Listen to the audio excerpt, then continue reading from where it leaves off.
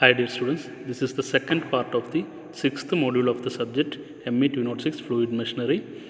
In the last part we were discussing about the working of the centrifugal compressor, and we have derived expression for the work required in case of the centrifugal compressor. Now in this presentation we will first discuss with width of the impeller blades. Okay. Now mass of the air flowing through the blades at inlet and outlet, we are assuming it as constant. Usually there won't be any change in the mass flow. Mass flow will remain constant. In that case, let B1 equal to width of the impeller blade at inlet and D1 diameter of the impeller at inlet, Vf1 velocity of flow at inlet, Vs1 specific volume of air at inlet. This is very important. Specific volume. Volume of the unit mass substance, that is specific volume. Specific Vs1 is the specific volume of air at inlet. Similarly, at the outlet, B2, D2, Vf2 and Vs2 are corresponding values at the outlet. That means B2 is the width of the impeller at outlet, D2 diameter of the impeller at outlet, Vf2 velocity of the flow at outlet, and Vs2 specific volume of air at inlet. Now, we have already assumed that the mass flow rate remains constant. That means we know that mass flow rate equal to actually rho into density into discharge is the equation to calculate the mass flow rate. So discharge already is given by pi d1 bn b1 vf1, that is the equation to calculate the discharge at inlet. So actually density is reciprocal of specific volume. So rho is equal to 1 by vs1. So instead of rho, I am substituting specific volume here. So mass flow rate equation becomes Q into density rho, that's equal to Q divided by specific volume Vs. So at the inlet, Q is pi d1 b1 vf1, that is the equation to calculate the discharge at inlet. This equation we have already used in the reaction turbines and to calculate the discharge, as well as in the centrifugal pump also we have used the same equation. Q is equal to pi db vf. So at the inlet, Q is pi d1 b1 vf1 divided by vs1 will give mass flow rate, kilogram per meter, kilogram per second. Now similarly the mass flow rate at the outlet is pi d2 b2 vf2 divided by vs2. Since already we have assumed these two are constant, that means mass at inlet will be equal to mass flow rate at outlet. So these two can be equated. So from these equations, if mass flow rate is given in the problem, then few Vf1 and Vs1 are Vf1 we can identify from the velocity triangles. Vs1 is the property of the flowing fluid, that is air, that we can found out from the tables and all. So any of this one, either B1 or D1 is unknown, we can directly calculate. That is the significance of these two equations. So B1 we will obtain width of the impeller blades, means that is nothing but B1. So if D1, Vf1, Vs1 and mass flow rate is known, then we can calculate B1. That is the equation to calculate width of the impeller blades at inlet. Similarly, from this equation we can calculate B2 also. And one more significance of this equation is these two are equal, means we can equate these two. Some quantity from the outlet is completely known, then we can find out some quantity from the outlet. Similarly, if any one quantity in the outside is not known, outlet is not known, all quantities on the inlet are known, then we can find out the other quantity. So either we can directly calculate the width of the impeller from this equation, or we can go for this equation. Okay, anyway, what we are doing is to find the width of the impeller. We are having the equation connecting mass flow rate with the width of the impeller. That equation we will be using, or by assuming mass flow rate remains constant, we will be equating the mass flow rate inlet and outlet. So from this equation we can find out the width of the impeller blades. Next one is isentropic efficiency. While the air flowing through the compressor, the following losses may occur. So air is passing through the centrifugal compressor through the blades, then it is passing through the diffuser, then it will be entering into the casing, volute casing. So in every point, the following losses there is a possibility of losses to occur. The main losses occurring while the air flowing through the centrifugal compressor is, first one, loss due to friction between air layer and the flow passage. That is the main reason for the loss. Second one is loss due to shock at the entry. If the air is not entering properly, some energy is lost at the entry itself in the by the formation of the shock wave. So that also causes for some losses. And the third one is loss due to turbulence. This shock term is significant only for the very high flow velocities. Now loss due to turbulence. These are the three major losses occurring in the flow of the air through the compressors. All these losses cause an increase in the enthalpy of the air without increase of the pressure. See, there won't be any increase in the pressure due to these losses, but enthalpy of the system will increase. H is equal to U plus PV. So internal energy will increase due to the loss. So total enthalpy will be increasing. Therefore, the actual temperature of the air at the end of the compression will be greater than the temperature expected at the end of the isentropic compression. So for the simplicity, usually we will be assuming the compression as isentropic process. So that will we will have some advantage of simplifying the problem. But if you are assuming compression as isentropic and we are calculating some final temperature, usually if the compression is not isentropic due to these losses, then what happens is the final temperature will be always greater than this expected temperature by assuming isentropic compression. So since the temperature difference is more, actual work required to compress the air will be more than that of the work required for the isentropic compression. So if we are calculating the work required based on the isentropic compression, then we will get a value. But actually more work is required to compress the air that we have got comparing to the isentropic compression. More work is actually required. Now we will see the equation for the isentropic efficiency from the TS diagram. So the process 1-2 is actual compression and 1-2' is the isentropic compression, and O stands for the stagnation state corresponding to the various points. I will show the TS diagram. This is the TS diagram. See, here you have the point 1. This is the entry point of the air into the compressor, and this is isentropic line, vertical line. You can see this is TS diagram. Any line vertical to the TS diagram will be the isentropic process. So 1-2', you can see 1-2'. This process is a isentropic process. So initial point is 1, entry point is 1. Correspondingly, the pressure is P1. All these are this one P1, P01. All these are isobaric lines on a TS diagram. Constant pressure lines. All these are constant pressure lines. So P1 is the corresponding pressure of the air at inlet. And if the compression we want to compress the air to a particular pressure P2. See, this is the pressure P2. We know that if losses are there, the compression won't be isentropic. So usually the compression will take a form something like this, V1-2, this curve, 1-2 curve. So the final pressure is P2. Correspondingly, you can find corresponding to the same P2, we will get a point 2' here in an isentropic line. That point 2' is the isentropic compression final pressure. See, pressure P2' and P2 are same. So by assuming isentropic compression, we are getting the same pressure ratio from P1 to P2', and also by the actual compression we are getting the same pressure ratio P2 and P1. So P2' this is isobaric line. So 2' and 2 will be same. P2' equal to P2. So the end pressure will be same by assuming isentropic compression as well as the actual compression. But you can see the temperature, it is different. The temperature corresponding to 2' is T2'. This is the temperature at final temperature of after compression. This is T2', but actual compression is 1-2. So the temperature corresponding to the final temperature corresponding to actual compression is this one, that is T2. You can see a difference. T2 is always greater than T2'. That is what I have already explained. Due to the actual compression, the final temperature that we are expecting will be more compared to the isentropic compression. So based on that, we are defining the isentropic efficiency. Now here you might have seen one more term, point 0 is marked here. This is the stagnation point, that also I have already explained. See, from state 1 we are isentropically decelerating the fluid to 0 velocity. That is what is known as the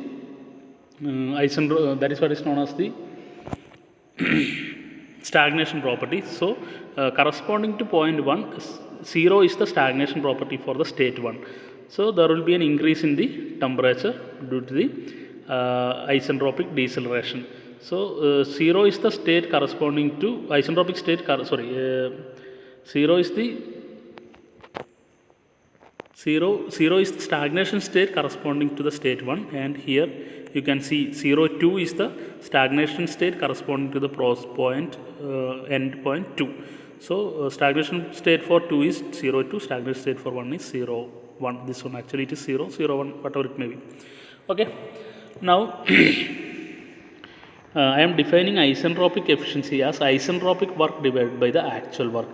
So isentropic, we know that the work done is actually change in stagnation enthalpy will give you the work requirement. So isentropic work is stagnation enthalpy change during isentropic work, that is final point of the isentropic process 2 dash. So corresponding enthalpy I am writing it as H naught 2 dash H0 2 dash. Okay, stagnation enthalpy corresponding to that point 2 dash is H0 2 dash, and the corresponding to the state 1 the stagnation enthalpy is H naught 1.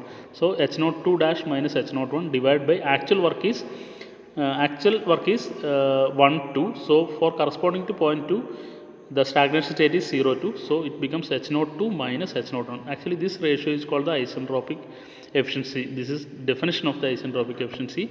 Now from the basic we know that H is equal to CPT. So instead of this H naught 2 dash I can substitute CP T0 2 dash, and for H01 I can substitute CP T01. Here I can substitute CP T02, and here it becomes CP T01. So all the along with all the terms CP is there, I can take it outside, which will cancel each other. So the remaining equation becomes T02 dash minus T01 by T02 minus T01. So this is the expression for the isentropic efficiency based on the stagnation or total value. So this is a very important equation, you must by heart it. Frequently this equation is being used in the problems and all to find out the either T02, T02 dash etc. Any one of the temperature we have to identify using this equation. Usually in the problem isentropic efficiency will be given like 88% is isentropic efficiency, then we can equate 0.88 equal to T02 dash minus T01 by T02 minus T01. So this is an important equation. Same expression you can see, this is by looking into the figure also we can see, we can remember this equation. Isentropic efficiency equal to T02 dash minus T01 by T02 by T01. That means the stagnation temperature corresponding to the final state of the isentropic compression is 2 dash, final state of the stagnation, final state of the isentropic compression is T02 dash. See, the final state of the isentropic compression is 2 dash, therefore corresponding stagnation temperature is T02 dash, and initial state was T1, so corresponding stagnation temperature is T01. 1 0 is added, that's all. Here the final temperature is T2 dash, so I am writing T02 dash.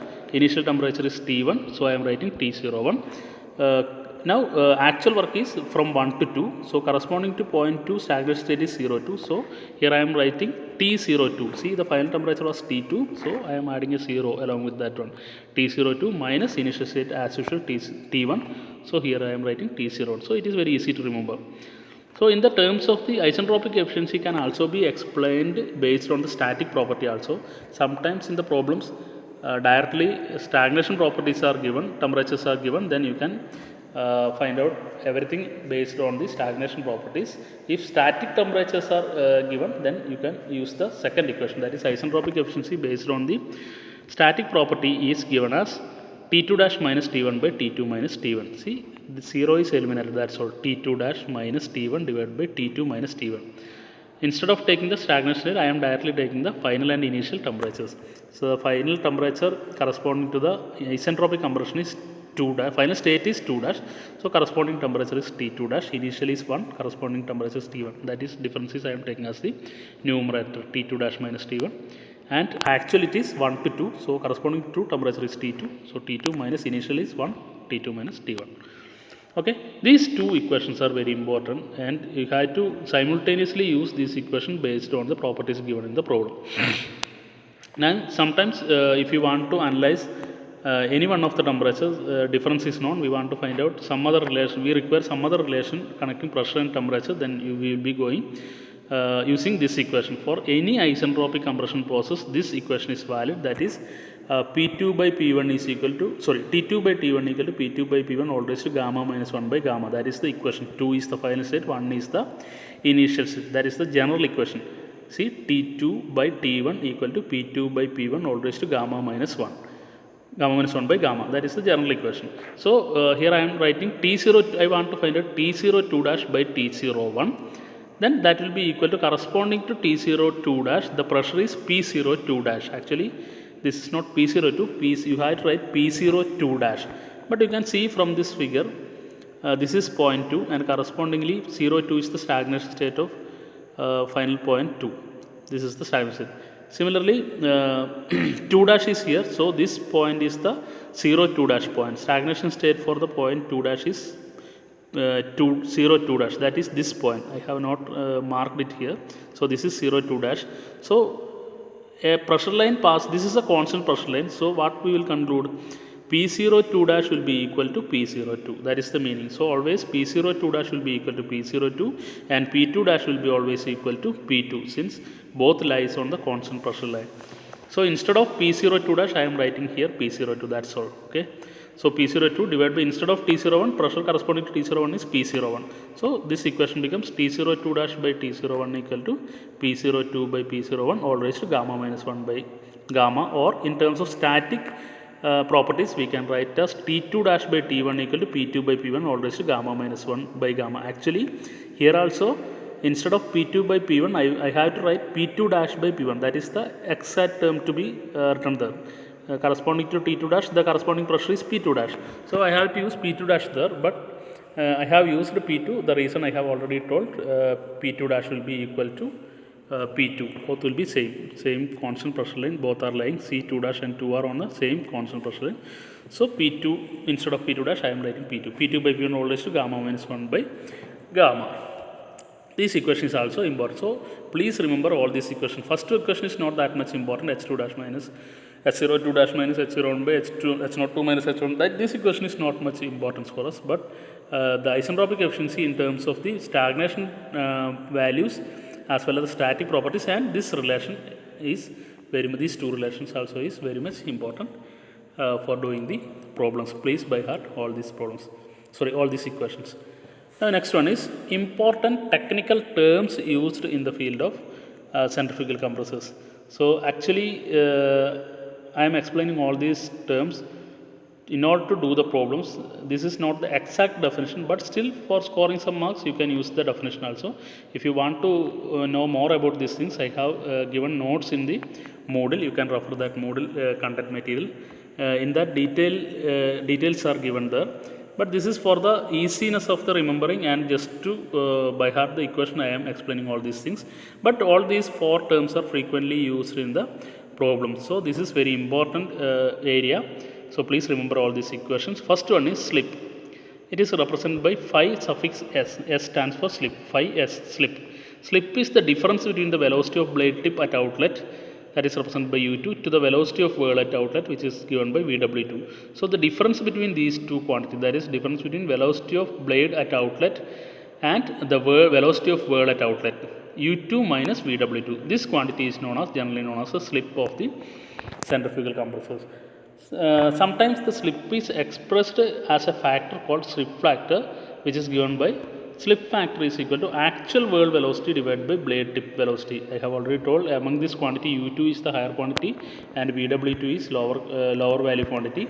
So slip factor means it is the ratio of whirl velocity component divided by the blade tip velocity at outlet, VW2 by U2. So always this value will be less than 1. Slip factor will be always less than 1. Okay. If in the problem slip factor is not given, you can directly assume it as 1. That is the equation to calculate slip factor. The equation marked in red is very important and you have to study slip factor by is equal to VW2 by U2. Now next one is work factor or power input factor, represented by phi suffix W. Work factor, W stands for work factor or power input factor, phi W. It is the ratio of actual work input required to the impeller input. Sorry, it is the ratio of the actual work input required to the impeller input power required or Euler work. Impeller input power is otherwise known as Euler's work.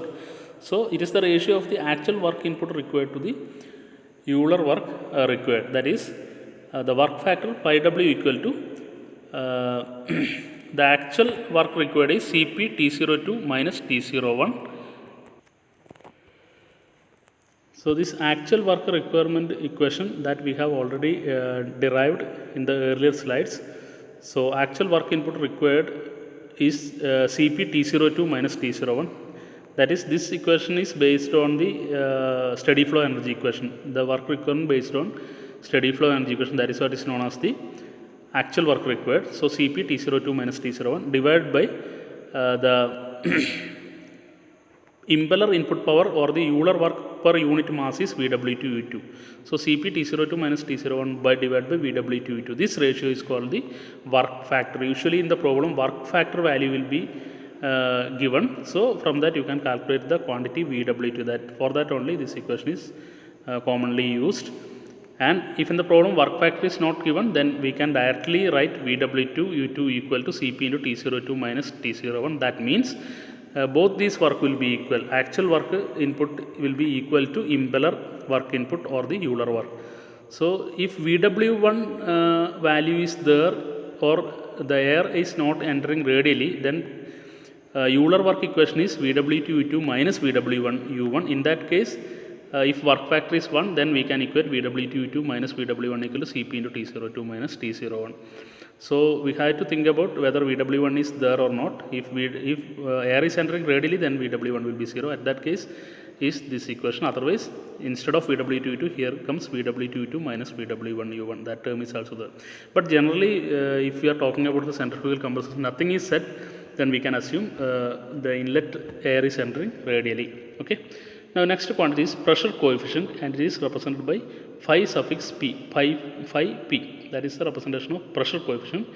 It is the ratio of isentropic work input to the impeller input power required or the Euler work. Here this is also a ratio. Actually, it is the ratio of isentropic work. Here it is actual work. Here instead of actual, here comes isentropic work. To calculate pressure coefficient, it is the ratio of isentropic work input to the denominator. It is same, that is impeller input power required or Euler work. So the isentropic work, the final state of the isentropic process is 2 dash. So corresponding stagnation temperature is T02 dash. So isentropic work input is Cp T02 dash minus T01 divided by Euler work is VW2 U2. So here T02 minus T01 by VW2 U2. Here only difference is instead of T02, here it comes T02 dash. So usually in the problem, if pressure coefficient is value is given like 0.9 or something like that, then from that you can find out the values VW2. If we know T02 dash and T01, if we are able to identify from some other means, then we can directly calculate VW2. That is the importance of this equation. All these equations are very much important for doing problems and all, and sometimes this may be asked for the short answer questions also. I have already clearly told this is not the exact definition. The clear definition I have uploaded in the Moodle content as theory part. Please go through for the further information. This is only purely for the problem doing purpose and easiness for remembering. Okay.